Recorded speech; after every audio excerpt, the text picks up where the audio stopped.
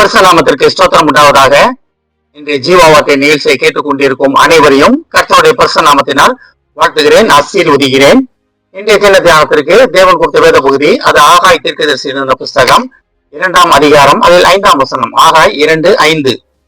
நீங்கள் எகிப்திலிருந்து புறப்படுகிற போது நான் உங்களோட உடன்படிக்கை பண்ணின வார்த்தைகளின்படியே என் ஆவியானவரும் உங்கள் நடுவிலே நிலை கொண்டிருப்பார், பயப்படாதேயுங்கள்.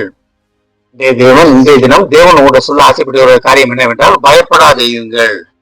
பயப்படாதீங்க அப்படின்றாரு. ஏன் பயப்படாதீங்கன்றாரு? நான் உன்னோடனே இருக்கிறேன். அப்பா கையை பிடிச்சு நடக்கிற பிள்ளையை பயப்படாம ரோட்ல போகும். அதே போல நம்ம பிதாவாகிய தேவன் கையை பிடிச்சு நடக்கும் பொழுது நம்ம பயப்பட மாட்டோம். நம்ம கையை விட்டு விலகினால்தான் அவர் சொல்றாரு, பயப்படாதீங்க, நான் ஆனாலும் கூட இருக்கேன். என்னை விட்டு தூரம் போனாலும் நான் உன் கூட இருக்கேன், உன் பின்னாலதான் இருக்கேன், உன் முன்னாலதான் இருக்கேன் அப்படின்னு தேவன் சொல்லுகிறார் நம்மளை.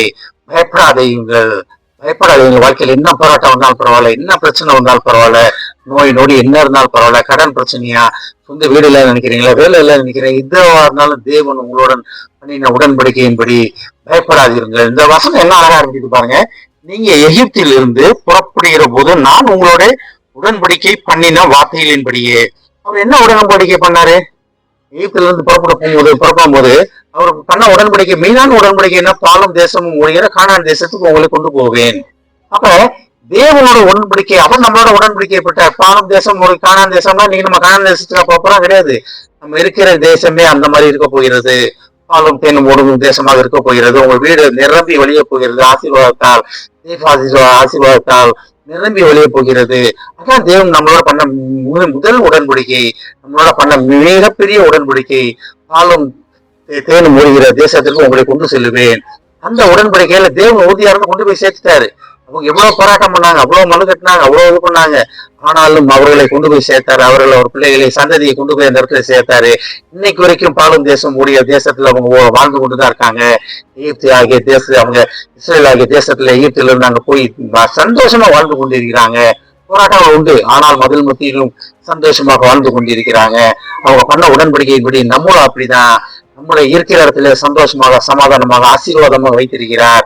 அதை நம்ம முதல் உணரணும். என்கிட்ட இல்லையே இல்லையே இல்லையே என்றதோட என் தேவன் என்னுடன் இருக்கிறார், என் தேவன் என்னுடன் ஆசீர்வதித்துக் கொண்டிருக்கிறார். அந்த எண்ணத்துக்கு கொண்டோம் வச்சுக்கீங்களேன், நீ உண்மையிலேயே தேவனோட ஆசீர்வாதத்தை நம்ம புரிந்து கொள்ள முடியும். தேவனோட ஆசீர்வாதத்தை நம்ம புரிந்து கொள்ளாதனால்தான் எனக்கு நம்ம இல்லைன்னு நம்ம போராடி கொண்டிருக்கிறோம். அந்த உடன்படிக்கை அழகா சொல்றாரு பாருங்க. உடன்படிக்கையின்படியே என் ஆவியானவரும் உங்கள் நடுவில நிலை கொண்டிருப்பார், பயப்படாதீங்கள். அந்த உடன்படிக்கை மாறவே மாறாத உடன்படிக்கை. அதை நம்ம ஞாபகப்படுத்தி கொண்டே இருந்தேன். நம்ம பயந்து கொண்டு இருக்கும் பொழுது நம்ம தைரியப்படுத்தும் ஆவியானவர் நம்ம கூட இருக்கிறார், நம்ம நடுவிலே நிலவு கொண்டு இருக்கிறார், உங்க வீட்டிலே இருக்கிறார், உங்களுடன் இருக்கிறார்.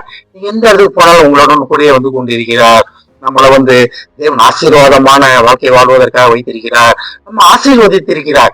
அதை நம்ம விசுவாசிக்க வேண்டும், அதான் நம்ப வேண்டும். தேவன் என்னை ஆசீர்வதித்திருக்கிறார், தேவன் என்னை ஆசீர்வதித்திருக்கிறார்னு விசுவாசிக்க வேண்டும். அதுதான் தேவன் சொல்றார், பாக்காத, நான் உங்க கூட இருக்கேன், நான் உன்னோட இருந்து உன்னை ஆசீர்வாதம் உள்ள தேசத்துக்கு கொண்டு வருவேன். நானா இன்னைக்கு நீங்க பெற்றது ஆசீர்வாதம் எல்லாமே தேவன் உங்களுக்கு கொடுத்த ஆசீர்வாதம், சுய பிரயாசம் கிடையாது. அதே உணர்ந்து தேவனுக்கு நன்றி சொல்லுவோம். தேவன் சொன்ன வார்த்தையை சொல்றேன் திருப்பி, பயப்படாதீங்கள். ஆமென். ஜெபிப்போம். எங்கள் அதிகமான அன்பின் பரலோக பிதாவே, நீங்கள் எகிப்திலிருந்து புறப்பட்ட போது பண்ணின உடன்படிக்கையின்படியே எங்களை ஒரு அருமையான வாழ்க்கை, ஆசீர்வாதமான வாழ்க்கைக்கு கொண்டு வந்திருக்கா. நன்றி ஆண்டவரே. ஆவியானவரை எங்கள் நடுவில நிலை கொண்டிருப்பதற்காக நன்றி ஆண்டவரே. பயப்படாதீர்கள் என்று நீர் எங்களை சொல்வதற்காக நன்றி ஆண்டவரே. நாங்கள் உம்மோடு கரத்தை உறுதியாக பற்றிக்கொள்ள நீர் எங்களை அழைப்பதற்காக நன்றி ஆண்டவரே. ஆசீர்வாதங்களை பெற்றுக் கொண்டதற்காக நன்றி ஆண்டவரே. கேட்டுக்கொண்டு ஒவ்வொருவரையும் ஆசீர்வதிக்கிறோம் அப்பா.